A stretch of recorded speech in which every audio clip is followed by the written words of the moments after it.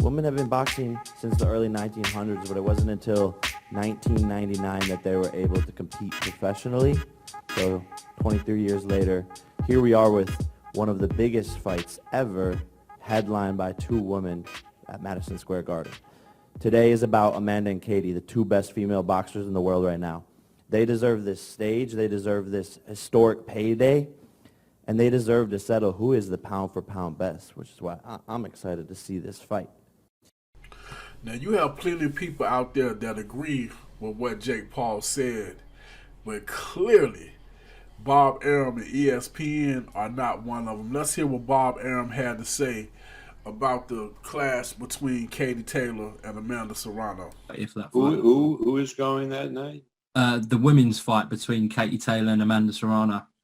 I mean, as good a fight as that is, I mean, come on.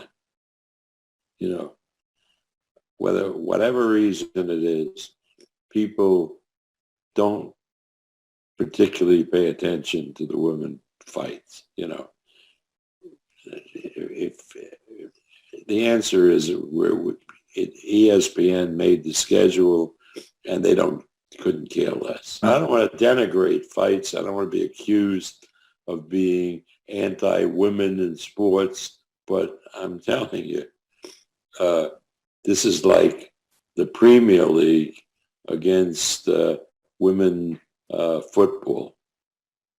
Okay, so the answer is yes, you're going on April 30th with Shakur and Oscar. April 30th, yeah, of course.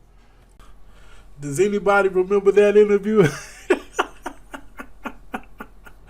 That was Bob Arum explaining how nobody cared about the Katie Taylor versus Amanda Serrano fight and the Oscar Valdez versus Shakur Stevenson was a bigger fight than that. Now, let's say everything being equal, men and women sports, everything being equal, you had an undisputed fight with arguably not just the two best women that you could say in that division, but really you had the two best women in two different divisions coming to clash for Katie Taylor's undisputed title. So you had an undisputed match against probably the best in that division against one of the best in the division. So with that alone, you would say the Katie Taylor versus Amanda Serrano fight was more prestigious. Then on top of that, you're talking about two all-time great fighters. Once again, that would lean towards them. If everything was equal, men and women sports equal. Then to make it worse, the style matchup, made it even more entertaining. And we could say that in retrospect because we actually saw the fight. But even going into it, you had to know that Shakur Stevenson tries to suck any competitiveness out of the fight, which would make it, in some people's eyes, a boring fight. Not particularly in mine. I like technicians. Hit, not get hit. That's the name of the sport. But some people don't want to hear that. Now, mind you, Katie Taylor fights somewhat like that. Her defense isn't that good, though, but she does move her feet, head movement, settle, but she can be hit. And you have the ultimate stalker, the ultimate pace pusher, the ultimate predator when it comes to women boxing in Amanda Serrano. All she does is bring heat and pressing her opponents and cuts them off, and she throws at one of the highest volumes in boxing. It just made for more entertainment. Bob Arum, you sounded like an idiot when you made that statement. You sound like a fool now. You sound crazy for real now. You had one fight that a lot of people, not myself, but a lot of people would call a snooze fest against a slug fest. And when I say a slugfest, oh my gosh. The only thing that fight might have had that might have had somebody angry, the Serrano versus Taylor, is some people might have felt Serrano won. But you know what that means? More reason to have a rematch. Ain't nobody calling for no rematch for Valdez versus Shakur Stevenson at all.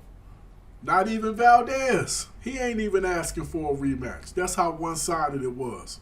So, Bob Arum, I'm sorry, but you sounded like a fool. Then you definitely sound like a fool now when you made that statement. But, like I said, when I did that initial recording, that post, that happens a lot more often in boxing than you would think. Almost, I say at least twice a month, you have cards going head to head like that. And to me, it's watering down the sport. I know it's certain dates that they like to point at. Maybe it's because certain arenas are available, etc., etc. But we got to start spreading this stuff out. We can't have big cards against big cards. But one thing that does let you find out who the real draws are.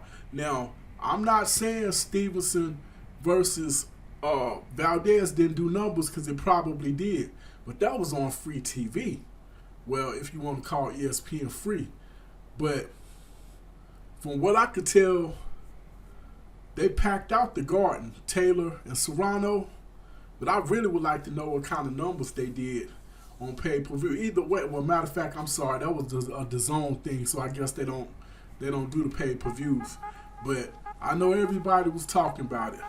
But that's pretty much all I got this Head Busting Boxers on.